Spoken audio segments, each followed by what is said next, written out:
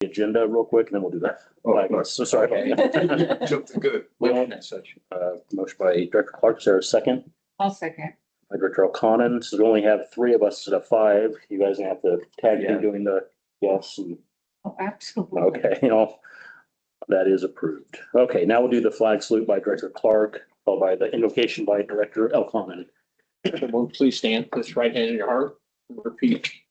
Pledge allegiance To the flag of the United States of America and to the republic for which it stands, one nation, under God, indivisible, with liberty and justice for all. You guys would remain standing with me. Lord, I just want to come to you and show my gratitude for each individual here and the things that the hospital's gone through, and somehow we stayed above water, Lord. And I just want to thank you for that. I want to put blessings on, ask you to put blessings on those in the skilled nursing facility and anybody that comes through our ER and acute, Lord. And I just ask that you could lay on the hearts, the valley, the people with mental illnesses need care also, Lord, and that hopefully we will be able to provide more of that. I just ask all these things in your name. Thank you.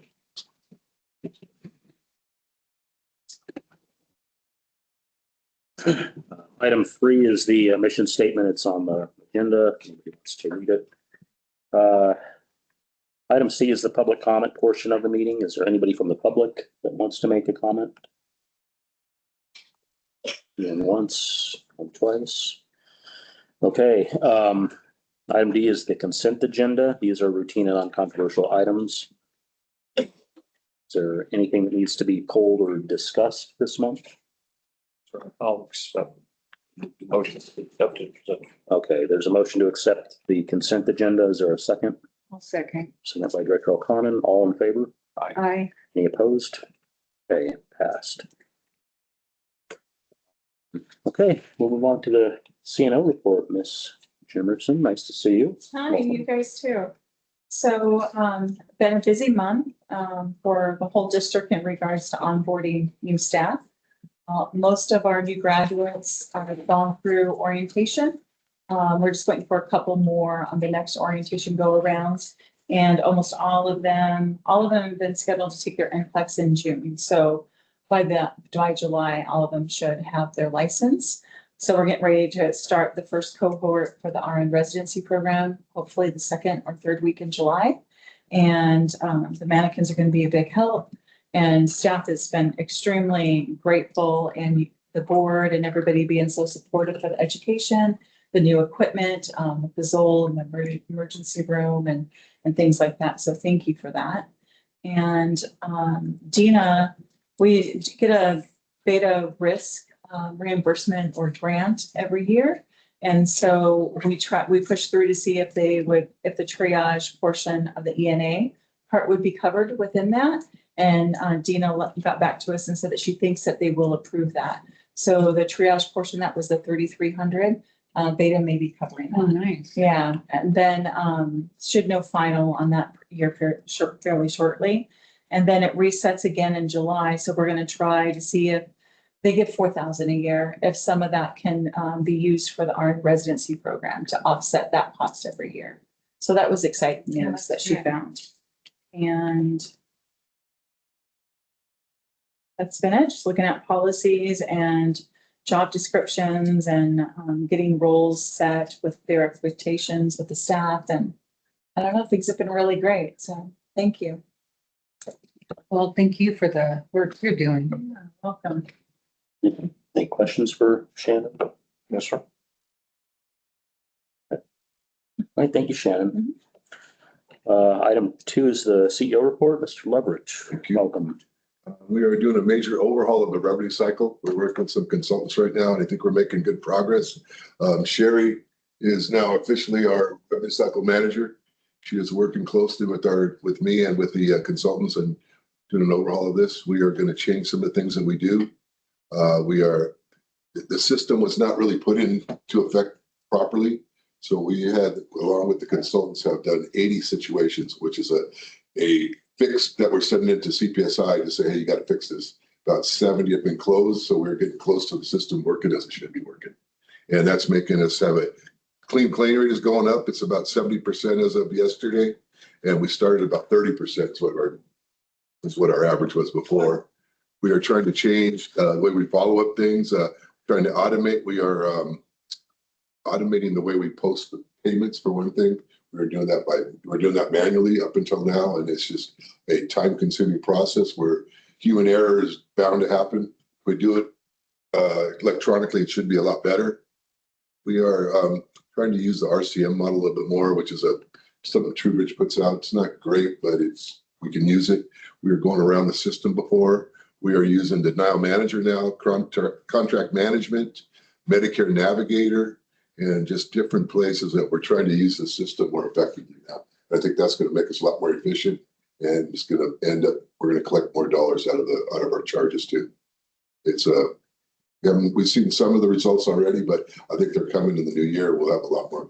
We collect about 30% of what we charge. I anticipate that going up by at least, hopefully 10% or so. 3% of 140 million is about, 4.2 million is a lot of money. So that would be a big help to us. SNF, Sally and her staff are doing a really good job. We are at 55 right now with 3 potentials.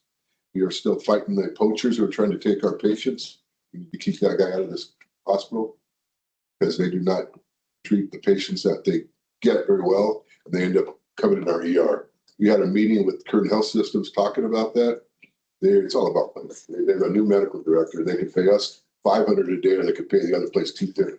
What I told them is, hey, they're going to end up in our ER. You're going to be able to pay more in the ER than you would. But that $250 you're saving is not going to be a savings.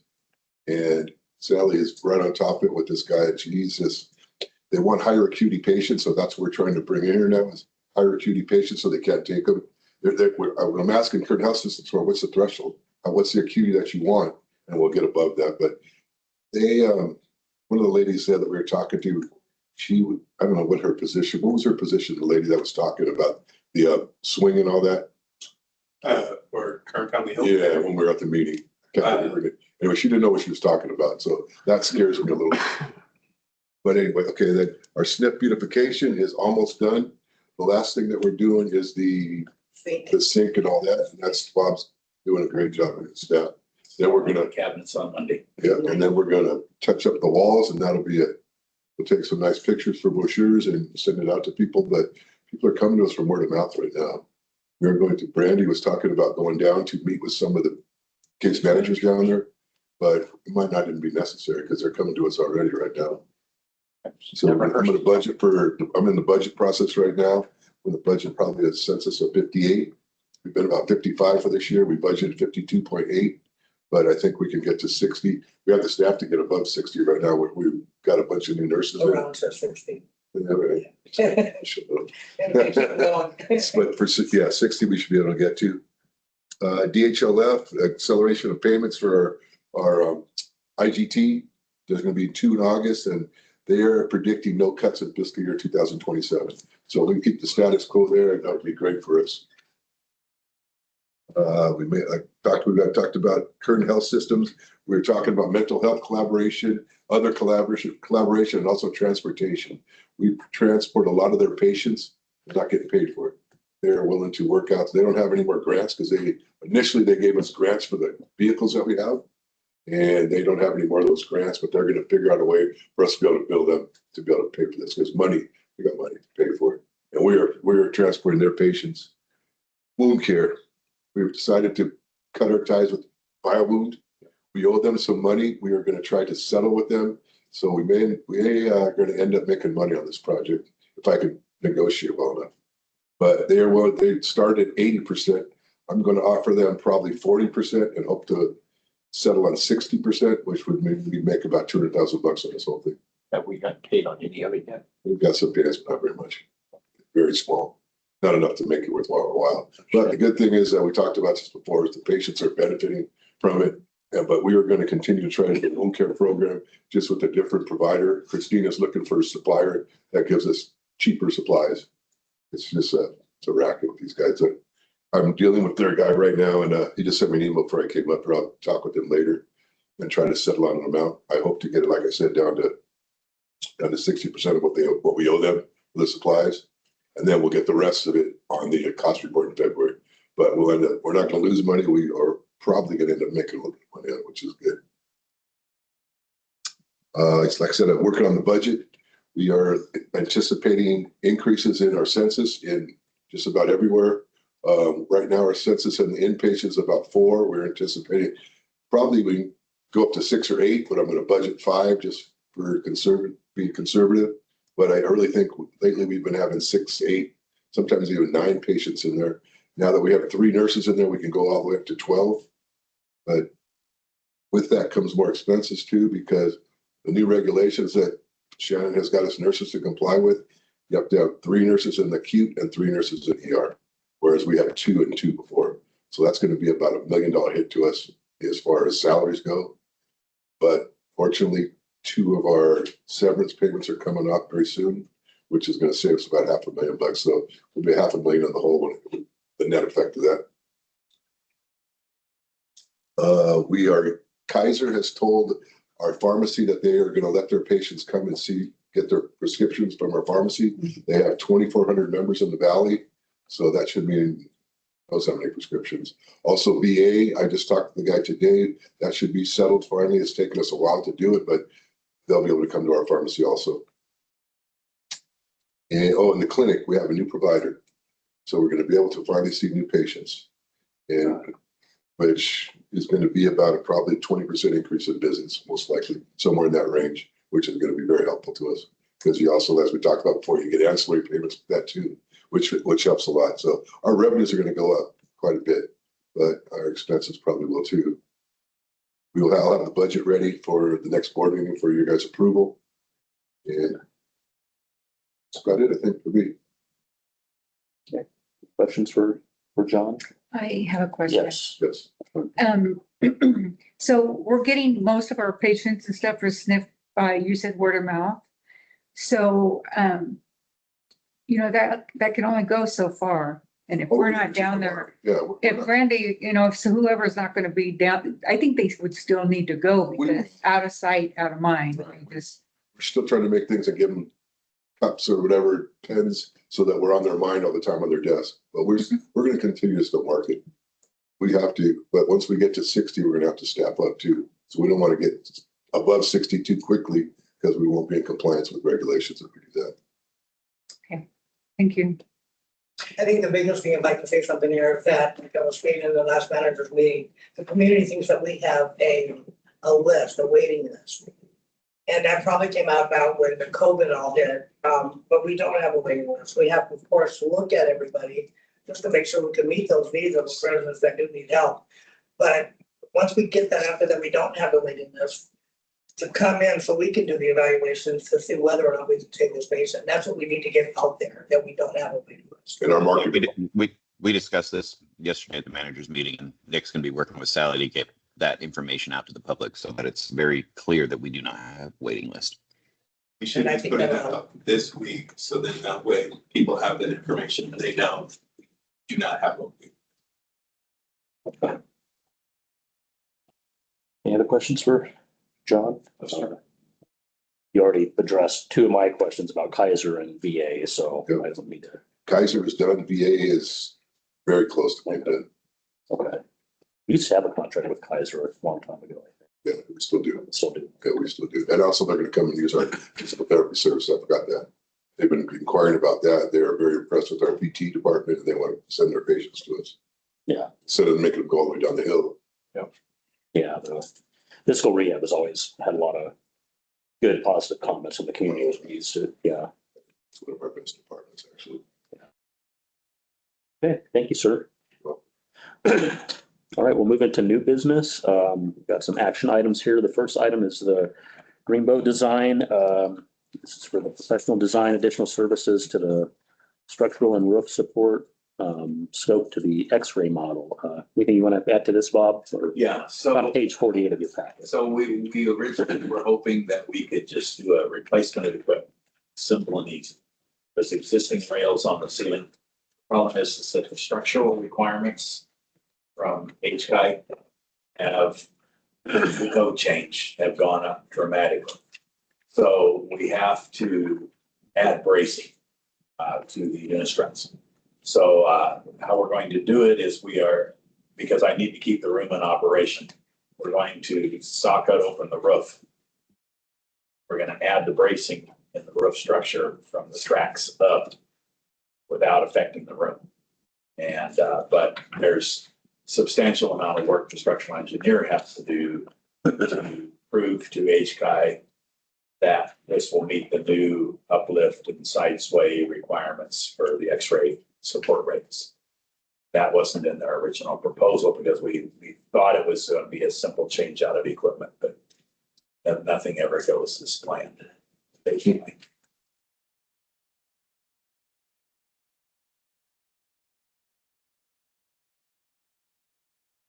Fixed fee of 5,600. It's like, Yeah, it's not that bad really for the structural engineer to do this piece.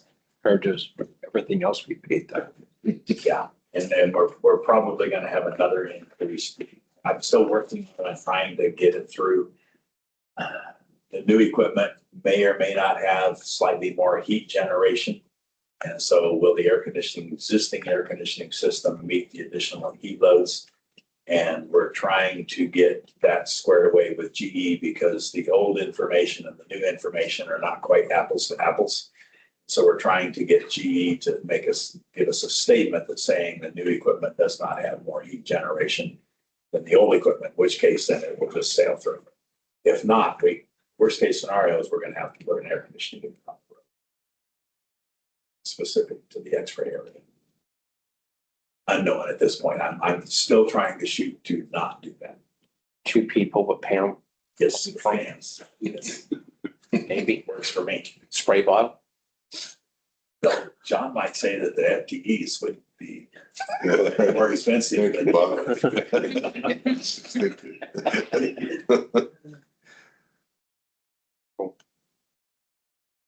Need a motion to accept. Yeah, it's gonna have to be a Motion as such.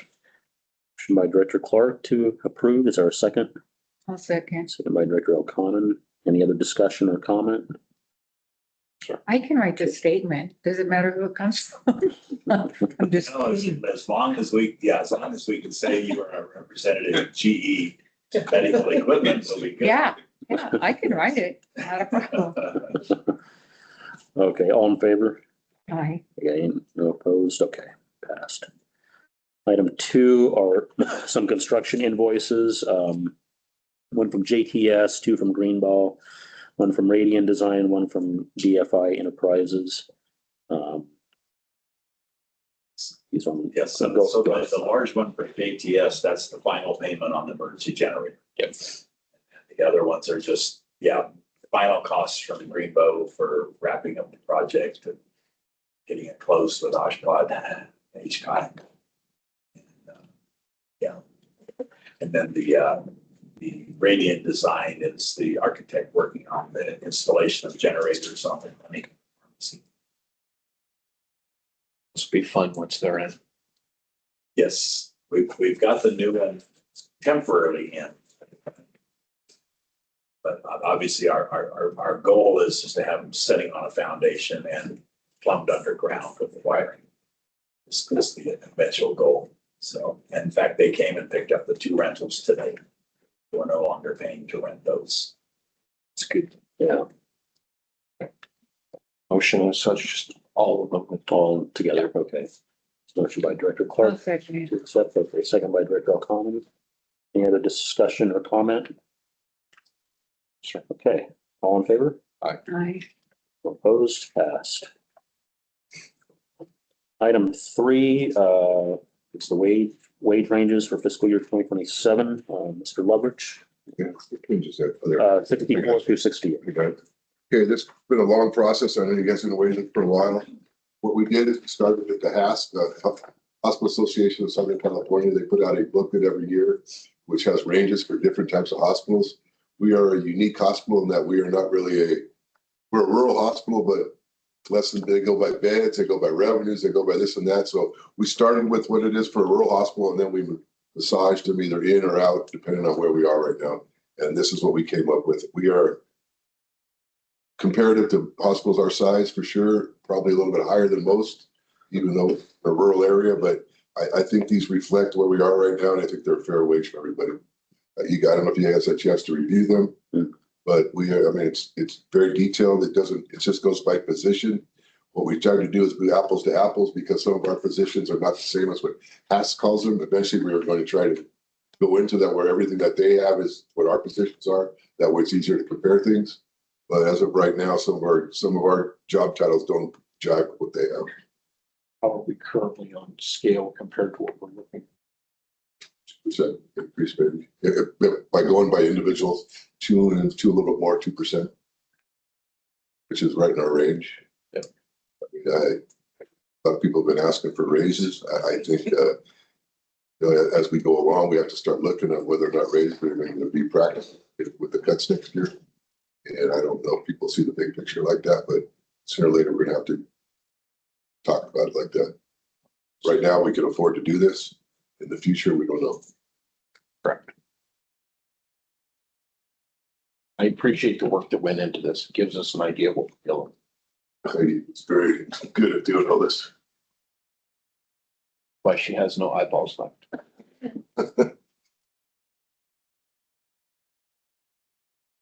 Questions on the ranges or anything?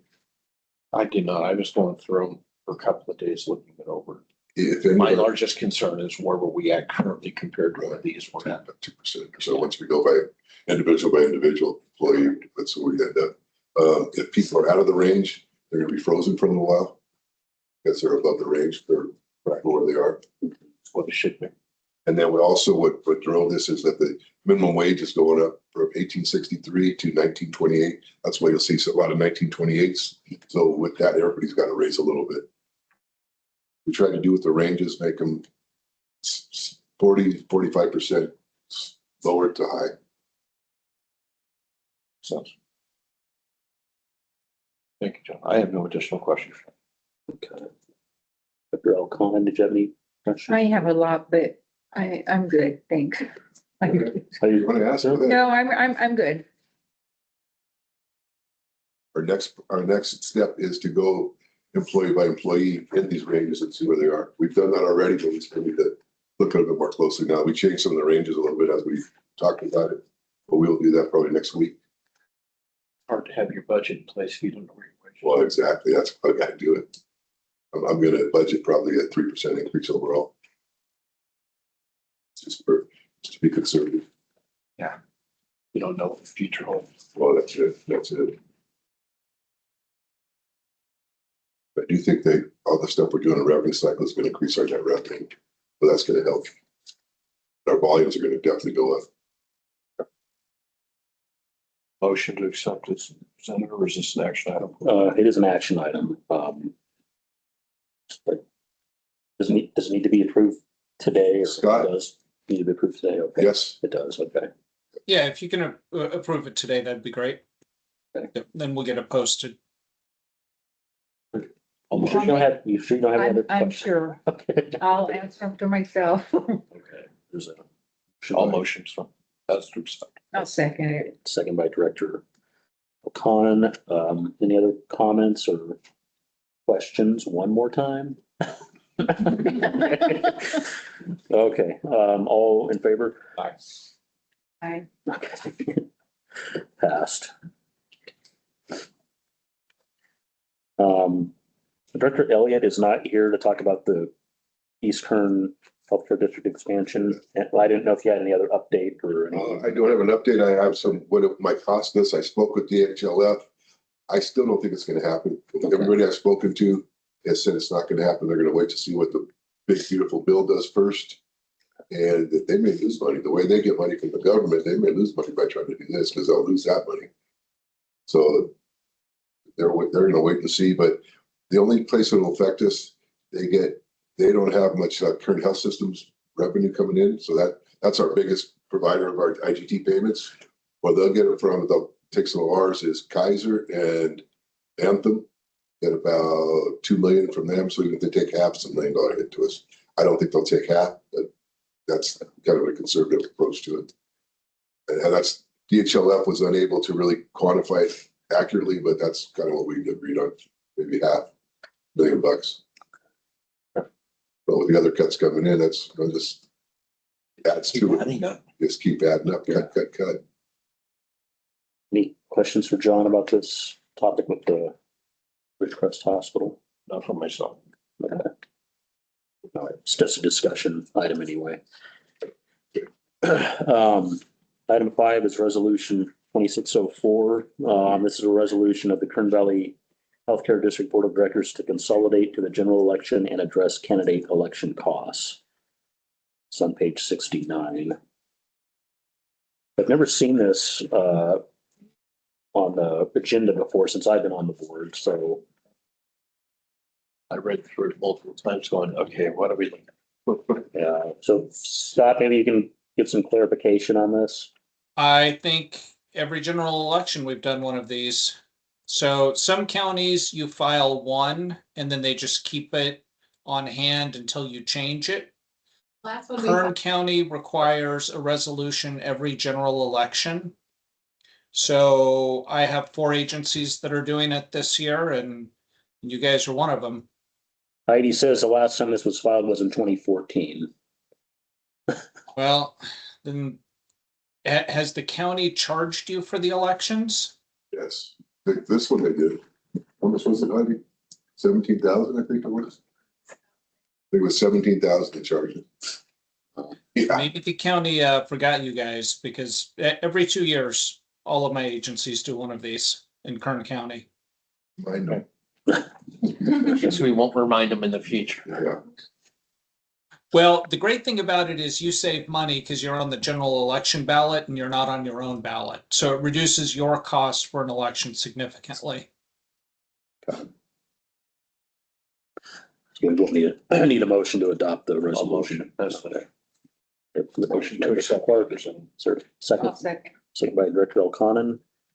Any other discussion or questions? We don't need to read the resolution. If they're all in favor? Aye. No opposed? Okay, resolution is adopted as presented. Next item is resolution 2605. This is the cafeteria plan, Mr. Leverage. It's on page 70. cafeteria plan. There's a separate packet. Right. Oh, yeah. Do you have any questions on this? I don't really have a presentation. I know we do this every year. Right, exactly. I didn't Have any. Catherine? No questions. All right. Okay. And we'll need a motion to adopt resolution 2605. trying to let her jump in. What? I make It's kind of hard with only 3 directors here instead of 5. I was just thinking, that's kind of slow for me sometimes. I make a motion that we accept it as written. Okay, motion by Director O'Connor. Is there a second? No seconds. Second by Director Clark. Any other discussion or questions or input? Okay, all in favor? Aye. Aye. There's no opposed, so resolution 2605 is adopted as presented. I think we're already at the conclusion of the meeting just about. This should be John. It goes quick when there's not a full board here. Director's comments on the agenda. We'll start with Director O'Connor. Anything you want to bring up today? No, I don't want to bring anything up. Yeah, thank you though. Thanks for asking. You're welcome. Director Clark, anything? Just want to thank all of you for being here. It's nice to see the seats getting filled again. It's what we need to have everyone here participate. Thank you. Yeah, and I'll just echo that too. It's nice to see some of the staff here, and hopefully we'll see some of the public here too. It's their hospital, so it helps us make decisions, getting input from the public. But thank you all for being here as well, and appreciate your guys' input and all the work that you guys do every day, keeping this hospital vibrant and operational for the public. I know Director Elliott is at his granddaughter's graduation, I think, but his does anybody else want Director Parks like he's not? Unable to. Just wasn't able to attend. Okay. I hope he's okay. That's all I had on comments. So at this point, we'll go into closed session at 2:30. So thank you all for being here. Thank you. I know. All I think for me to see. Well, we like your Gene usually got a few comments too.